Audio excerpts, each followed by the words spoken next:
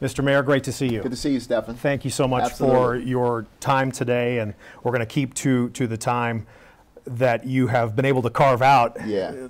Final week of the campaign, how's it going? You know, it feels good. You know, we've been knocking on a lot of doors. You know, we got good commercials up and running and having good conversations. This is a time for, I think, very important but tough conversations. I mean, they're tough but important, and it's okay. It's a good time to check in on how we're doing with the people, and you know, I consider it kind of our personnel check-in. Some people get one term, some people get two. Yeah. You want a third. Right. Is there a category of unfinished business that you want to tackle? There really is, Steffan. This is a very tough decision. It was, I should say, about a year ago, personally, because you know your whole family comes into this with you. This is 2 terms, is 8 years is a long time to be in the fishbowl, doing the things that we do. You know, a lot of demands on you and your family time, your personal times. Your lives change, relationships change during that time. Your children are growing up, they're going through college, and your relationship with your partner, your spouse, you know, has to go through all of this. And so it was not an easy decision, but there were a couple of reasons why I decided to do it again. One, we're not done with, you know, a lot of the major macro, highly anticipated and costly projects that the people of Denver have trusted us with. I've asked them to lean in and to support it with taxes and with rearrangement in terms of bonds and things of that nature. And we want to move those projects forward. And then secondly, we've had an amazing run. And one of the things that really motivated me to run again is that, you know, not everyone has benefited from the prosperity of the city. And as someone who grew up in the city, who understands what it means to live on the fringes of this community, low income, poor, hungry, and homeless at times, I understand the desire to want to be a part of this economy. And so I want to create a more equitable economy over the next term. I had the opportunity about 5-6 weeks ago to moderate one of the first mayoral forums, and I know you've had countless debates, and Right. I think they're all done now. They're all done, yes. Less than a week to go before Election Day. But I was surprised that I did not know ahead of time that you were, in fact, and are against Initiative 300. Can you talk about that? Yeah, you know what? I believe in being a very compassionate city. I believe in certainly making sure we're doing things to serve and protect and to help those who are most vulnerable in our city. I believe compassion has to have its guardrails as well. I find nothing humane or safe or sanitary about encouraging someone to sleep outdoors. Where we've seen where encampments have been allowed in this country, Portland, LA, San Francisco, Seattle, DC, they've not gone well. They are very unsanitary. I saw it with my own eyes in San Francisco, Portland, and Los Angeles, and they have a way of absolutely changing the whole, you know, spirit of a community. It's not safe, humane, or sanitary for the homeless. And I just think it's one of the most dangerous policies ever been put before the people of Denver. We must continue to focus on housing first in the city of Denver, focused on getting people stable with a good, safe, decent roof over their heads, and then continuing to provide direct connection to the services to help them stabilize their lives. Those are the efforts that serve as the highest level of efficacy in our cities around the country as we learn from each other. And every city that's battling this, that tends to be, that direction, those efforts tend to be the best. I am not going to ask you to criticize anybody of your predecessors or colleagues in politics, but former Governor Hickenlooper, then Mayor Hickenlooper, you know, Denver's road home is what, in year 15 of a 10-year plan, it hasn't worked. Well, it's a laudable effort, quite frankly. Who doesn't want to make sure we end homelessness, you know, in 10 years, 15 years? The reality, but what we've seen is it created a mechanism for all sectors to lean in, private, public, philanthropic, civic, and say this is an issue, and we should always try to address the issue of homelessness, the great human tragedy, and a great market failure, quite frankly, when we have people who are homeless. But I think what it's also done is to help us peel back and say, why are people homeless? Not only is it an issue about housing, but it's also an issue about mental health. It's an issue about opiate epidemic and methamphetamines that are going on in our community. It's about familial disassociation that's occurring for a variety of reasons, and how we all have to work collaboratively to do this. We have seen a decline in homelessness in the city over the last 3 years, and I think it's because of the steady beat. But we still, if Initiative 300 has done anything that is, positive, it has reawakened all the sectors to say, you know, we got to lean back in and do more. And there's a conversation now, right? Oh, absolutely, there's a conversation now. While we do not believe that Initiative 300 is the right solution, it certainly has, if you reignited the spirit and the energy behind, let's continue to work hard to try to solve this challenge. My colleague Peter Boyle said after we went up to Seattle for parts of 3 days, and he said, you know what, if you hate Denver, vote yes on 300. And we saw in Seattle it was a travesty in arguably one of the most beautiful countries in the country. So we've seen some documentaries recently about Seattle. Seattle's dying. The Season of Seattle, a phenomenal article about Seattle. This is the interesting thing. People often talk about, you know, it's about housing, it's about money. The reality, Seattle's investing probably more money than any other city in the country to address homelessness. Yeah, King County, I think, was $1 billion. It's $1 billion a year, and yet their challenges are exponentially higher than Denver's right now. And we are, you know, we're 0.5 of what they're investing in homelessness in the city of Denver and housing. So the reality is that it's not about money, it's about coordination, about making sure we have the right strategies initiated to deal with or to address the issues of homelessness and housing. Priority then, should you win re-election, sounds like it would be homelessness. Homelessness is a priority and will continue to be a priority for us going forward. In conjunction with housing first, in conjunction with expanding our mental health services and providers, in conjunction with continue to address very boldly our opiate and methamphetamine addictions that are in our community. You know, I can put you in an apartment or in a shelter, but the reality is you don't have if you're suffering from mental health challenges, if you're suffering from drug and alcohol addiction, chances are you're not going to be there. It's about stability. So we got to wrap you with the services necessary to help you stabilize your life. And then how about get a job? Right? And good job. I mean, that's a part of that's a model that we've initiated here in Denver, our Denver Works program, which has turned out to be phenomenally successful in moving people from the street to housing and stability, but it starts with a job. And so our objectives under homelessness and housing really, and for the people of Denver, we want everyone to have a home. We want everyone to have a job and the ability to build a future. And all the mitigating circumstances that might impact that journey, we've got to make sure we have the tools to address it. Mayor Michael Hancock, you addressed something that we've talked about on the air, and you mentioned the opioid crisis and addiction. I want to take you back to November of last year. I will tell you, because I respect you and I've known you a long time, that I was really disappointed to see the 12-1 vote on council with only one councilman, Albus Brooks, going up to Vancouver. We went up to Vancouver. East Hastings Street was a nightmare. It was worse than I thought. Initially, I don't want to put words in your mouth, was this something that you looked at as, well, something has to be done? Yeah. But then you kind of backtracked a little bit. But I don't want to say that you backtracked if that's not what you felt that you did. What did you do? I probably clarify my position, and personally, I don't support safe injection sites. But the reality is that oftentimes in this job, it's not about me. You know, matter of fact, all the time it's not about me. Those are my personal feelings. I was asked about, do you personally support safe injection sites? And I'm like, no. I mean, the reality is that as a city, we've sent also our public health officials as well as a senior member of my team to Vancouver as well to see them, and came back and I got the full report. What was the report? The report was, you know, while challenging, it has shown some efficacy. And it might be a useful tool in the tool chest if in the event we move in that direction as a state, and the federal government also leans in that issue.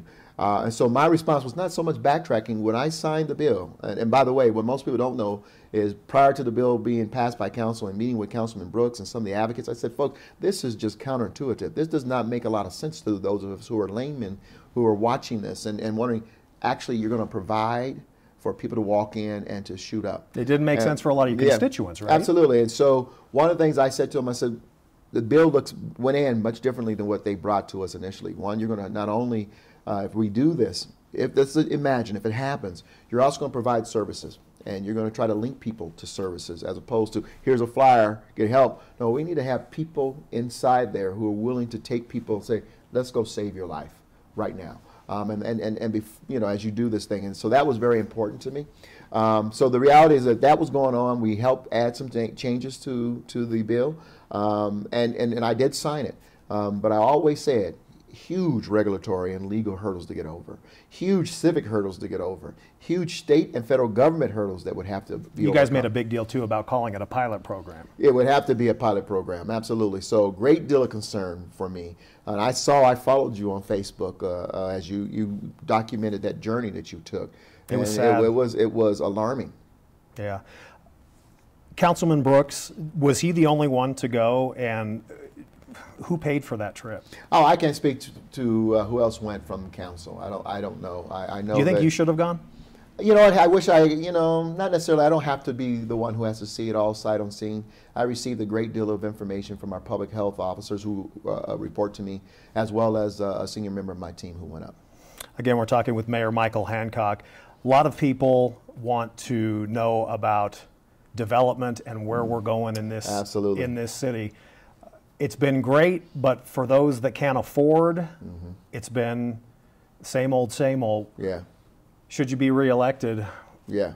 There are a lot of people that want to hear from the mayor that, and I don't know what you can do about affordable housing. Yeah, well, you know what? We have leaned in on affordable housing. So let's talk about development first and what's happened in this city. You know, people forget where we came from in 2008, 2009. And actually, when I became mayor, we were still in the depths of recession. There weren't cranes in the air. The only entity building was the city and county of Denver. Mayor Hickenlooper made the wise decision, as we have done historically in Denver. When the economy slows down, Denver invests and Denver begins to build. We invest in our infrastructure. And that helped keep some construction companies and engineering firms and architects operating in the city. Otherwise, we would have been in trouble. A lot more would have left. We lost a lot of home builders coming out of the recession. People forget that a lot of homeowners ended up renting because of the foreclosure crisis that hit this city. And so as we emerged out of the recession and we became the most desirable city because there were jobs here because of construction, if you will, people forget that people were still in apartments who were once homeowners, and all of a sudden you got this massive demand on a limited supply because there was no building going on during the recession. And that's why prices started to fly.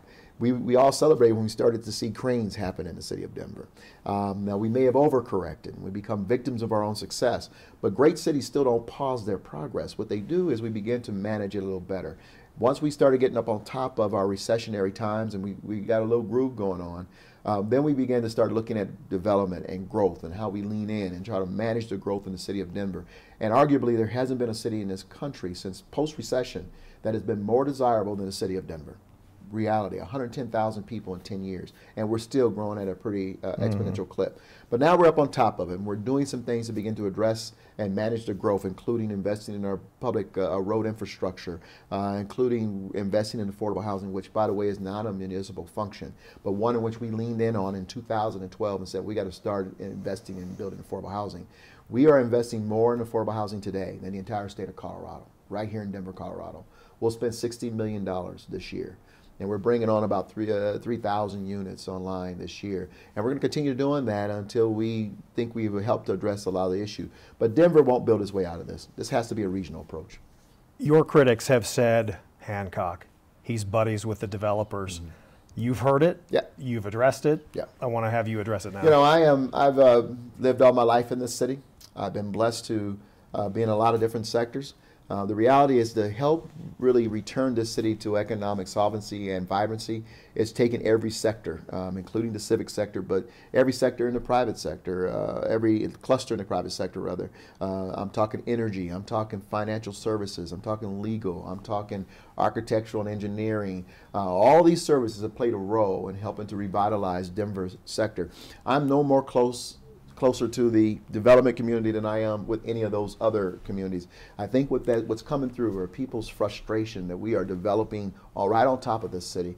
And Denver's growing up, and I certainly get that. But the people don't recognize and have to acknowledge the fact that we also have legal limitations. We don't, people speak as if Denver, the city of Denver, owns all this land, and we don't. This is private property being developed, and for the most part, it's going to areas of change that were identified under our master plan in Blueprint Denver, and it's also being developed in terms of the use by right, so they have a right to develop it. Now, we're working with them. They got to go through a very intensive, very extensive development process, but trust me, there's no favors, and the mayor is not intricately or individually involved with any of these development efforts that are ongoing. We have Hancock's not in the pocket of I'm the not in developer. the pockets of developers, and I'm not. They support because I'm saying, listen, this city is open for business. Let's grow our economy. Let's invest in Denver. Let's make Denver a 21st century city. They'll tell you that they're not always happy with me either. I mean, we got development fees that were not implemented before I became mayor, and saying development's going to pay its way. We have required certain things in terms of their development when they've come to the city. They're not always happy with me. You go see some developers, and they'll tell you for every 5 things I've taken to the mayor, 3 I didn't get, or to the administration, 3 I didn't get. And those probably don't get the headlines. Those don't get the headlines, and so I'm going to tell you something that's not true. We do, have to work with every sector in the city to keep the city moving forward, but no more so than any other sector that I work with. We are here in a campaign office near 5 Points, and love what's going on in 5 Points. I know Councilman Brooks does as well, and also in 5 Points, 26th and Welton. Yeah. Last time I sat down with you for an extended period of time was on Colorado Public Television. I respect you, and I think you respect me. I wouldn't be sitting with you. Thank you, brother. Listen, the last year for you has been an interesting one. Mm-hmm.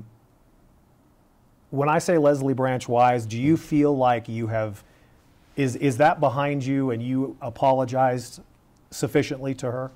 I certainly hope so. I wanted to apologize to the Detective Branch Wise the moment that it was brought to my attention that she had a problem with the text messages. I wish, as I said before, she had shared that with me at the time. But our give and take was not at that level to where there was any sense or indication that there was, we got too comfortable, too casual with each other. And by the way, we sit here both as flawed men. No, absolutely. And that's the one thing that we all have to acknowledge at some point. You know what? You're human. And we do stupid things. People who love me and who love you, at that real revelation where they sit you down and say, you know what? This is a tough time for you. But you got to remember you're a human being and you made a mistake. You're not perfect. You aim to be perfect, but you're not. You made a mistake. And so man up, do what is right here, and that's exactly what I did. I apologized to the detective. Sincerely, I wrote her a letter. She is someone I respect and did not mean to disrespect. And I also apologized to this community, to my family.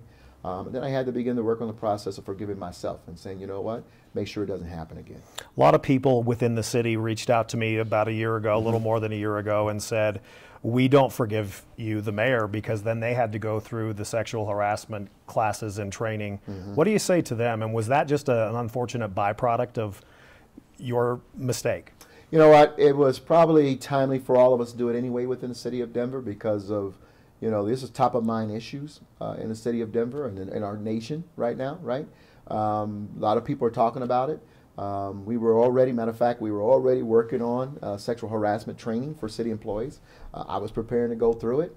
We had already shot the video to go through it when that story broke. So it was already in the works for us to go through. The city attorney and our Office of Human Resources had already planned the strategy, had planned the video and the training components for it. So we were moving in that direction anyway within the city of Denver. Just so you know, I'm not going to dwell the rest of this time that we have together on this. Right. For many, $75,000 paid by taxpayer money did not look good, and they are not happy about that. What's your response? Well, the reality is when this all occurred back in, I can't remember the year now, it was not related to a complaint against me. It was related to an employee of mine, an appointee. Right. And the moment I got word that she had issues or felt she was being sexually harassed, we moved very swiftly to address it. And we went through the legal process of dealing with that employee and then, of course, ultimately dealing with Leslie Branch Wise. And that's where that settlement comes from. Unfortunately, we have 14,000 city employees, and there are times, that includes our appointees, who work on behalf of the city every day. To your point, people are flawed, people make mistakes, and part of the risk is that at times we've got to lean in and we have to handle liability issues where we're liable for them because they were on our time. And it's unfortunate. It's one of the things I regret most through all of this is that taxpayer money was used to protect the taxpayer and protect the city because somebody was working while an employee of the city and county of Denver. 2 more questions on this and then we're going to move on. I want to talk about transportation. Yeah. It was in June of 2011. You and I sat down. You were the mayor-elect. You were on top of the world, as far, I would assume. You were extremely happy about what you were about to embark on. and Players and Sugars going on. I asked you then, you did not deny that, or you did not avoid the questions. Right. I asked you in 2019, any connection whatsoever with Players and Sugars? Absolutely not. That was the ugliness of politics rearing its head. There was, I think we stunned some serious players in this city. I'm talking about political players, that we were the front runner in the runoff, and they were trying to do whatever they could to bring me down. There was absolutely nothing. When I first even heard the word, I was like, what are you talking about? I don't even know what you're talking about. And that is as sincere as I get. I was stunned by the allegations, and have never done anything like that in my life. And so very disappointed, very hurt by it. It hurt my family. And for what reason? You know, it just didn't make a lot of sense. So whether it was 2011 or 2019, absolute false allegations. You said the same thing in 2011. Yeah. Finally, I don't want to make you say something, but if Leslie Branch Wise by chance listens to this, do you have anything to say to her directly now? Oh, I've said everything I think needed to be said to Detective Branch Wise. And, you know, if she ever reached out, you know, there was never animosity here. Would you have a cup of coffee with her? Oh, absolutely. I mean, she worked hard and continues to work hard for the people of Denver. So just like any other officer who say, let's have a cup of coffee, we would do it. And I respect what police officers do. And she's part of that group of 1,600 officers who wake up every day to protect the people of Denver. So I don't have an issue whatsoever. Speaking of the police department, I am a huge fan of Paul Pazin. Yeah. The guy is a cop's cop, as it's been described to me. Is that culture getting better within the DPD? I believe so, and I think it goes back to even when Chief White was appointed. You know, I remember then in 2011, I still believe it today, one of the toughest decisions I had to make was to decide to bring someone from outside the department. But Chief Pazin is the right chief for Denver today. He is Denver reared, Denver nurtured, and he is through and through a Denver police officer who cares about this city and cares about the badge that he wears. And I think he is a phenomenal leader. And I'm telling you, the rank and file have demonstrated to me a great deal of excitement about his leadership. Yeah, I concur. I've talked with him on the street. And then there's the DFD, the fire department, a couple of scandals.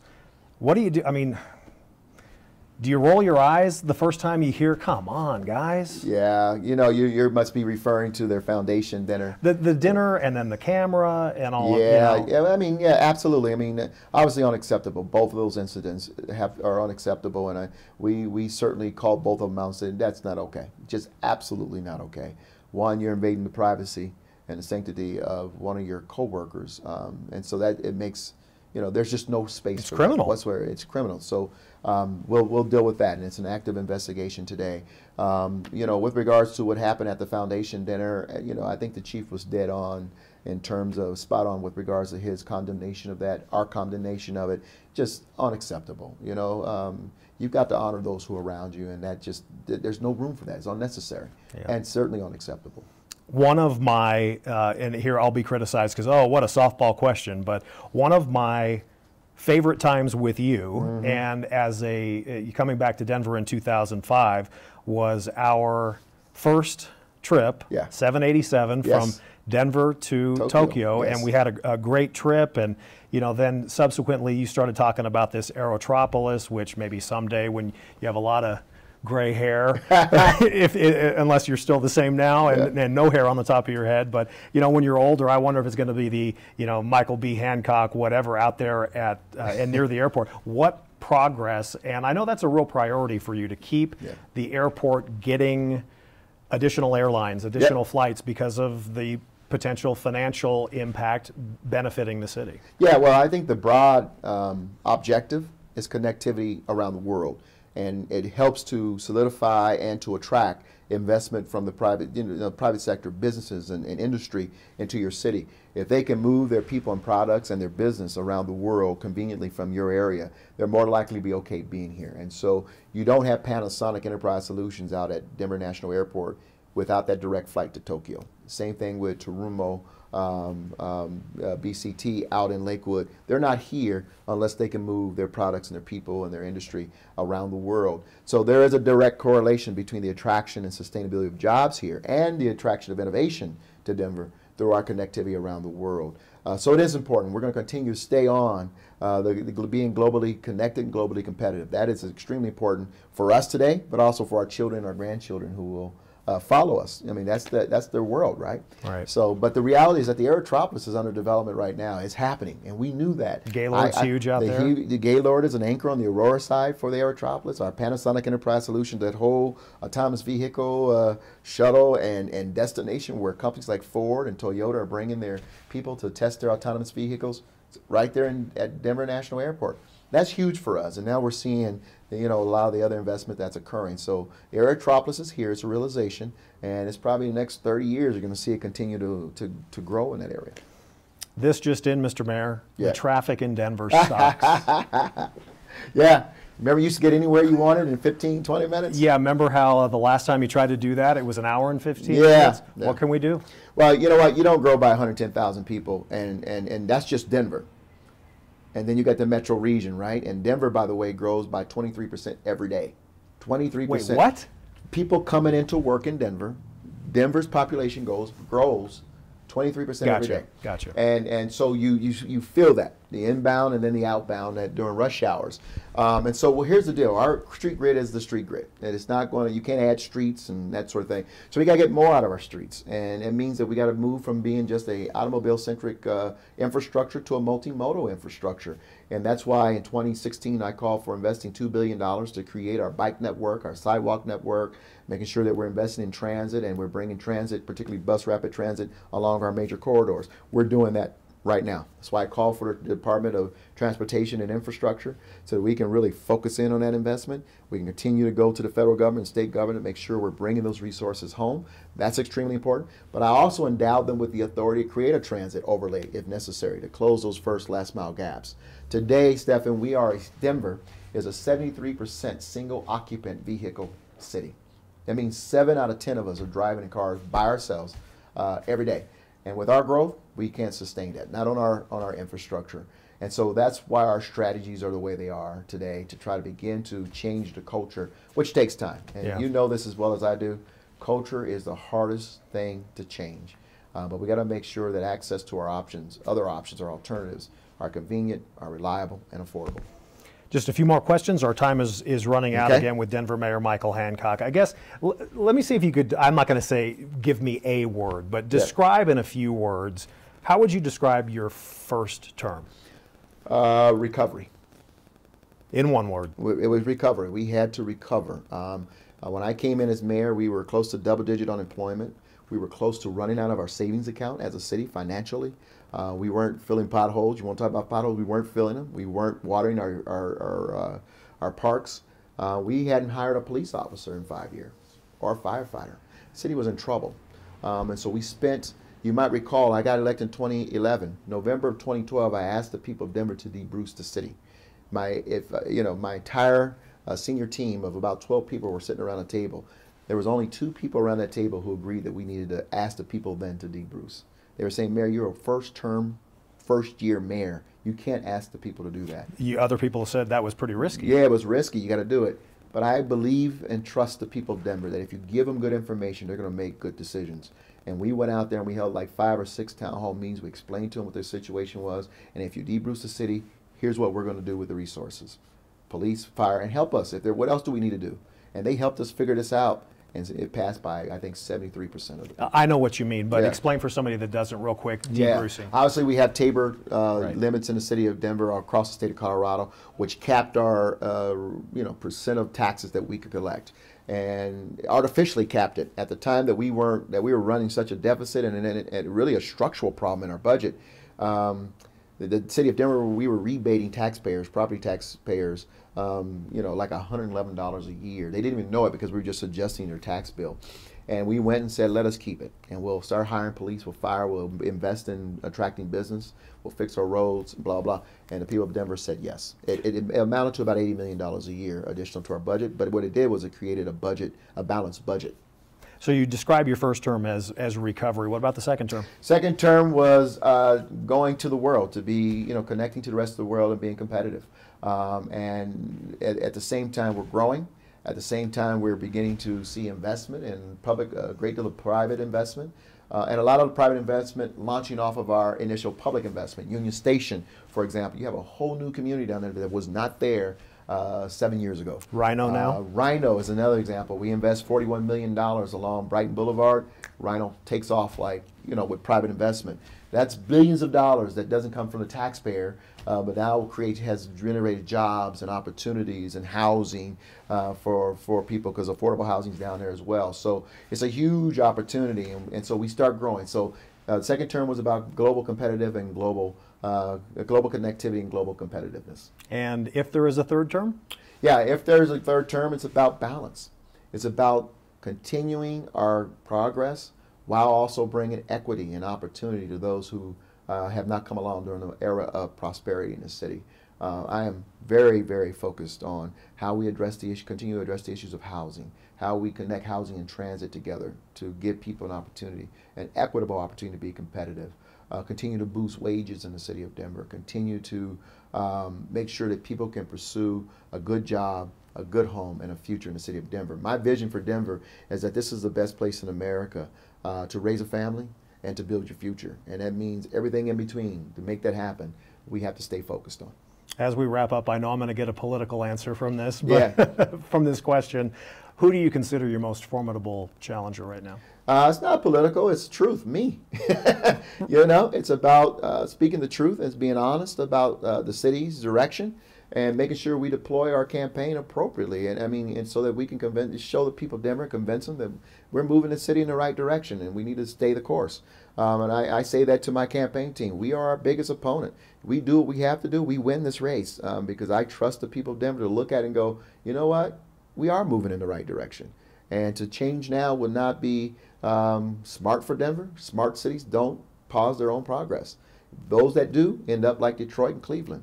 We can do better than that. We are better than that, and we got to keep going. What about your political future? Yeah. What about it? I want to be mayor. After that? You know what? After that, we'll see. I really believe as a value that, when you elect people, when you have asked people for their trust, it is a betrayal of that trust to think about what my next political move would be. They asked you to do the job. They're investing their highest, greatest, most valuable democratic token in you, their vote. And the last thing you should be doing is saying, I want to head off to Congress or to the governor's office right now. They're asking you to be the mayor, and that's what you asked them to do. So I think it's got to be honest. Let's do these 4 years, and then we'll pray and see where the good Lord sends me from there. Final, and that would be to the... You said that last time. You're like a Baptist preacher. Man. I know. Come on. Except I don't sing and preach as well. There are people that listen to this and go, they have told me for a year, you'll never get Hancock to agree. Mm-hmm. And this is just, I want you to agree to talk with me. Oh, so really? So I want you to boost my ego for a moment. Just tell those people, why was it important to talk? I mean, obviously we are talk now. I've been a newsman the whole time I've known you. Why sit down? We've talked in the past, and interesting enough, between that last conversation and this one, you and I would see each other, and you're like, come on, let me see you. Let's talk. Yeah. And I would say, okay, let's do it. And I'm not, I move on. I tell the comms team at some point, let's do it. But you know what? It's persistency. There was nothing against you personally, a great deal, when you went through your challenges, I sent a note to you saying, I'm thinking about you, hang in there, trust and pray for you and your family, and we keep going. But I have a great deal of respect for you, Steffan, and don't mind answering your questions and appreciate you coming at me right. Thank you. We both will never text again the same. That's right. Here's to that. Thanks, Mayor. Thank you, Mayor. You bet. Appreciate it. We'll be back. Your phone calls and more discussion on our interview, one-on-one. Greatly respect Mayor Michael Hancock and his time. Stay with us on 710 KNUS.